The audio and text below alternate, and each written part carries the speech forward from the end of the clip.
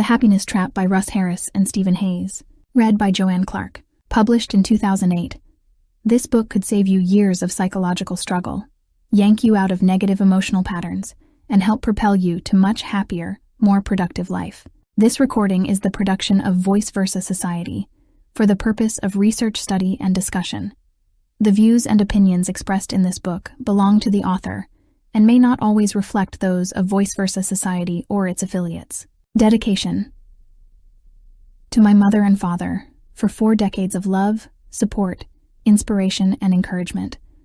And to my wife Carmel, whose love, wisdom, and generosity has enriched my life and opened my heart in ways I would never have dreamed possible. Forward. There is a tremendous irony in happiness. It comes from a root word meaning by chance or an occurrence, which in a positive sense connotes a sense of newness, wonder, and appreciation of chance occurrences. The irony is that people not only seek it, they try to hold on to it, especially to avoid any sense of unhappiness. Unfortunately, these very control efforts can become heavy, planned, closed, rigid, and fixed. Happiness is not just a matter of feeling good. If it were, drug abusers would be the happiest people on the planet. Indeed, feeling good can be a very unhappy pursuit. It is not by accident that drug users call their methods of doing so a fix, because they are chemically trying to hold something in place. Like a butterfly pinned to a table, however, happiness dies, unless it is held lightly. Drug abusers are not the only ones. In the name of producing an emotional result we call happiness, most of us tend to engage in behavior that is the exact opposite, and then feel awful and inadequate with the inevitable result. Until we wise up, we are all generally trying to get a fix on happiness. This book is based on acceptance and commitment therapy, ACT, which is an empirically supported approach that takes a new and unexpected tack in dealing with the issue of happiness and life satisfaction. Instead of teaching new techniques to pursue happiness, ACT teaches ways to undermine struggle, avoidance, and loss of the moment. Russ Harris has very carefully and creatively presented this approach in an accessible way. In 33 bite-sized chapters, he systematically explores how we get into the happiness trap, and how mindfulness, acceptance, cognitive diffusion, and values can release us from it. The joyful message in these pages is that there is no reason to continue to wait for life to start. That waiting game can end now. Like a lion placed in a paper cage, human beings are generally most trapped by the illusions of their own mind. But despite the appearance, the cage is not really a barrier that can contain the human spirit. There is another way forward, and with this book, Dr. Harris shines a powerful and loving beacon forward into the night, lighting that path. Enjoy the journey. You are in excellent hands. I just want to be happy. Just suppose for a moment that almost everything you believed about finding happiness turned out to be inaccurate, misleading, or false. And suppose that those very beliefs were making you miserable. What if your very efforts to find happiness were actually preventing you from achieving it? And what if almost everyone you knew turned out to be in the same boat, including all those psychologists, psychiatrists, and self-help gurus who claim to have all the answers? I'm not posing these questions just to grab your attention. This book is based on a growing body of scientific research that suggests we are all caught in a powerful psychological trap. We lead our lives ruled by many unhelpful and inaccurate beliefs about happiness, ideas widely accepted by society because everyone knows they are true. On the surface, these beliefs seem to make good sense. That's why you encounter them again and again in nearly every self-help book you ever read. But these erroneous beliefs are both the cause of and the fuel for a vicious cycle, in which the more we try to find happiness, the more we suffer. And this psychological trap is so well hidden, we don't even have a clue that we're caught and controlled by it. That's the bad news. The good news is, there's hope. You can learn how to recognize the happiness trap, and more importantly, you can learn how to climb out of it, and stay out. This book will give you all the skills and knowledge you need to do it. It's based on a revolutionary new development in human psychology, a powerful model for change known as Acceptance and Commitment Therapy, ACT. ACT, pronounced as the word act, was created in the United States of America by psychologist Stephen Hayes, and was further developed by a number of his colleagues, including Kelly Wilson and Kirk Stroschel. ACT has been astoundingly effective in helping patients with a wide range of problems, from depression and anxiety to chronic pain, and even drug addiction. For example, in one remarkable study, psychologists Patty Bach and Stephen Hayes used ACT with patients suffering from chronic schizophrenia and found that only 4 hours of therapy were sufficient to reduce hospital readmission rates by half. ACT has also proved highly effective for the less dramatic problems that millions of us encounter, such as quitting smoking and reducing stress in the workplace. Unlike the vast majority of other therapies, ACT has a firm basis in scientific research, and because of this, it is rapidly growing in popularity among psychologists all around the world. The aim of ACT is to help you live a rich, full, and meaningful life, while effectively handling the pain that inevitably comes your way. ACT achieves this through the use of 6 powerful principles, which are very different from the so-called common-sense strategies suggested in most self-help books. Is happiness normal? In the Western world, we now have a higher standard of living than humans have ever known before. We have better medical treatment, more and better food, better housing conditions, better sanitation, more money, more welfare services, and more access to education, justice, travel, entertainment, and career opportunities. Indeed, today's middle-class lives better than did the royalty of not so long ago, and yet, human misery is everywhere. The psychology and personal development sections of bookstores are growing at a rate never seen before, and the bookshelves are groaning under the strain. The titles cover depression, anxiety, anorexia nervosa, overeating, anger management, divorce, relationship problems, sexual problems, drug addictions, alcoholism, low self-esteem, loneliness, grief, gambling. If you can name it, there's a book on it. Meanwhile, on the television and radio, and in magazines and newspapers, the experts bombard us daily with advice on how to improve our lives. This is why the numbers of psychologists, psychiatrists, marriage and family counselors, social workers, and life coaches are increasing with every year. And yet, now think about this. With all this help and advice and worldly wisdom, human misery is not diminishing but growing by leaps and bounds. Isn't there something wrong with this picture? The statistics are staggering. In any given year, almost 30% of the adult population will suffer from a recognized psychiatric disorder. The World Health Organization estimates that depression is currently the 4th biggest, costliest, and most debilitating disease in the world, and by the year 2020, it will be the 2nd biggest. In any given week, 1/10 of the adult population is suffering from clinical depression, and 1 in 5 people will suffer from it at some point in their lifetime. Furthermore, 1 in 4 adults, at some stage in their life, will suffer from drug or alcohol addiction, which is why there are now over 20 million alcoholics in the United States of America alone. But more startling and more sobering than all those statistics is that almost 1 in 2 people will go through a stage in life when they seriously consider suicide and will struggle with it for a period of 2 weeks or more. Scarier still, 1 in 10 people will at some point actually attempt to kill themselves. Think about those numbers for a moment. Think of the people in your life, your friends, family, and co-workers. Consider what those figures imply. That of all the people you know, almost half of them will at some point be so overwhelmed by misery that they seriously contemplate suicide, and 1 in 10 will attempt it. In the past 2 centuries, we have doubled the span of the average human life, but have we doubled the richness, the enjoyment, the fulfillment of that life? These statistics give us the answer, loud and clear. Happiness is not normal. Why is it so difficult to be happy? To answer this question, we need to take a journey back in time.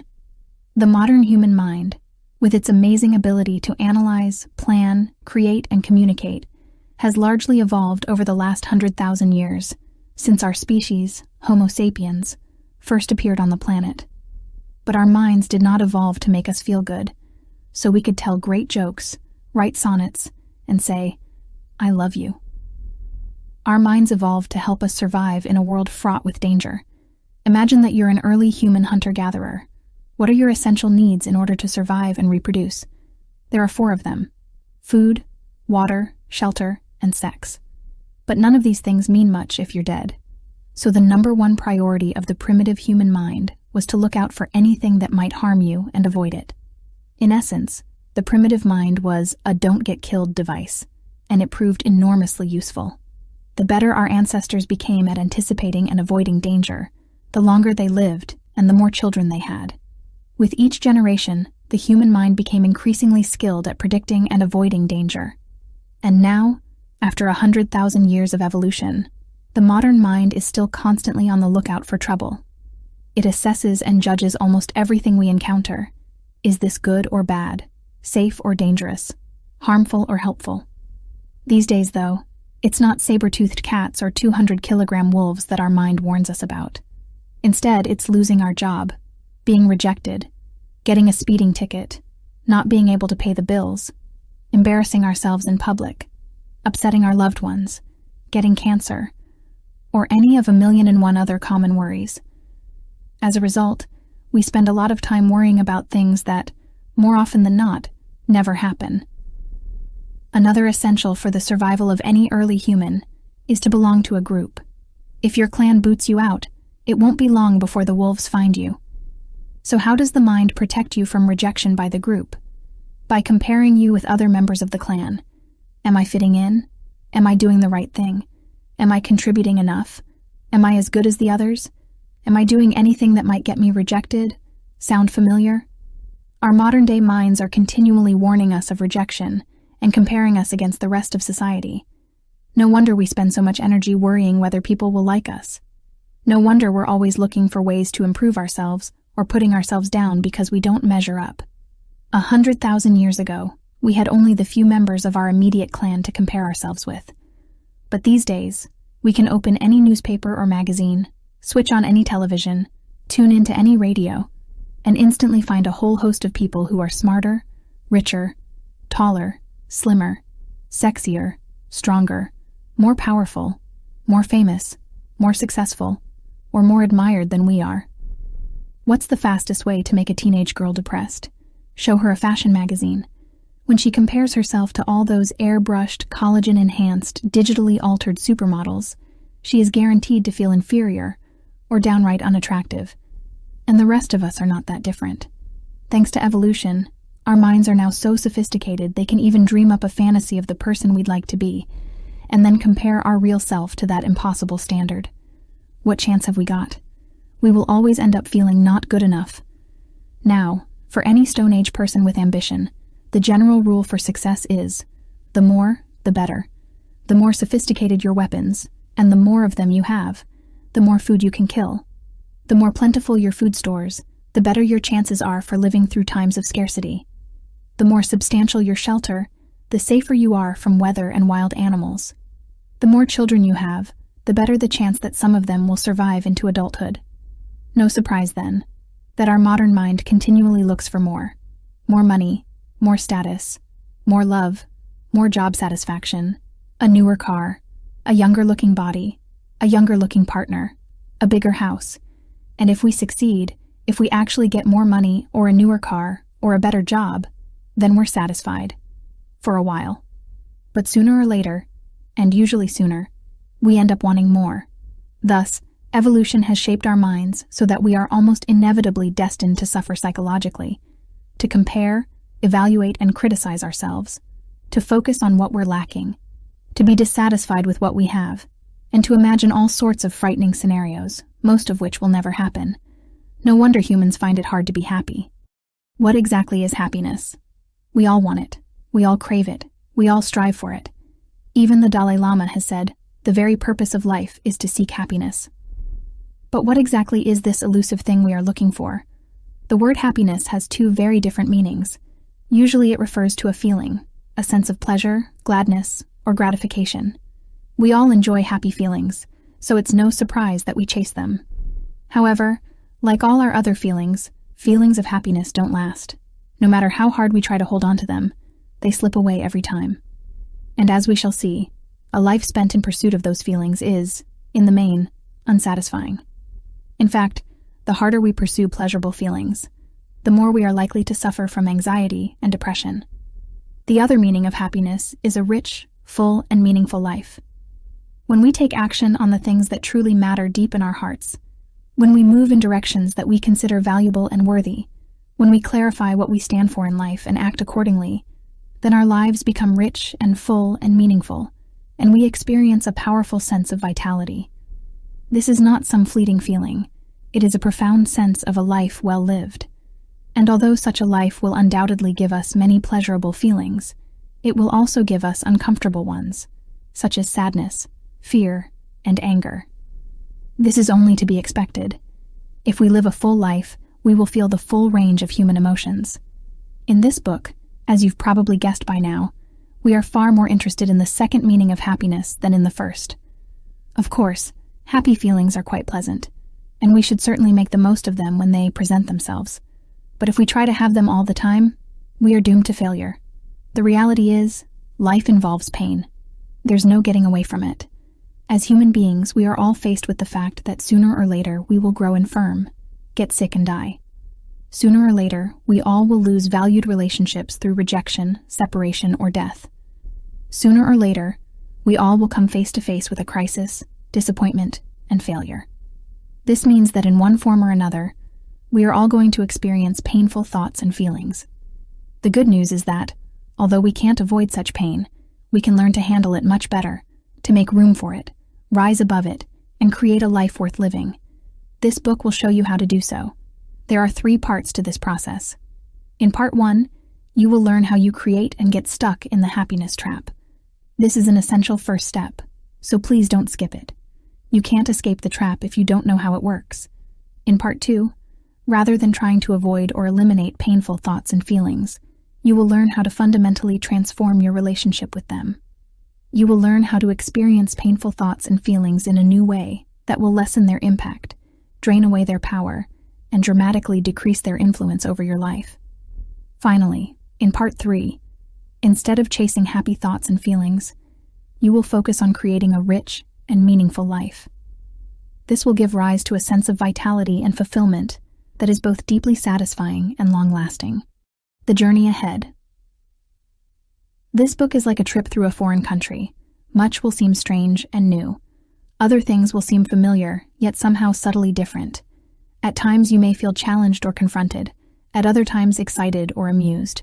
Take your time on this journey. Instead of rushing ahead, savor it fully. Stop when you find something stimulating or unusual. Explore it in depth and learn as much as you can. To create a life worth living is a major undertaking, so please take the time to appreciate it.